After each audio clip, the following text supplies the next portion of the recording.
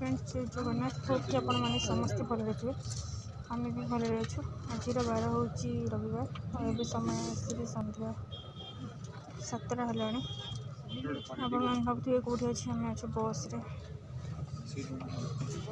झील शुई पड़े। एक्चुअली आम जाऊँ आम बापा घर को नवरंगपुर।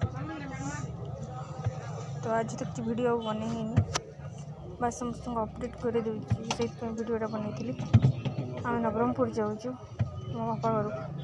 आप मैंने समस्त केमती अच्छा होप कि समस्त भल्रे थे। प्रभु जगन्नाथ कृपा समस्त भल सुस्थ रुहतु निरोगी रुहतु। जदि आप चैनल नुआ अच्छा प्लीज आम चैनल को सब्सक्राइब करेंगे। आदि आम वीडियो आपको भल लगे वीडियो शेष में गोटे लाइक शेयर करने को भूलें। अवस्था तो देखिए जापे गरम पूरा 12 बजीगला। आम गोटे बेलू बसलु बस रे आसिक समय 7टा है। खाली घरे पहुँचला बेलू 3:30 हम 3:30 पाँच 3:30 आपण मान पाग के अच्छे। आम ए अच्छु पूरी सोनपुर जलखी करने रखिंट तापर बाहर झील पूरा टाइड की शुई पड़ी।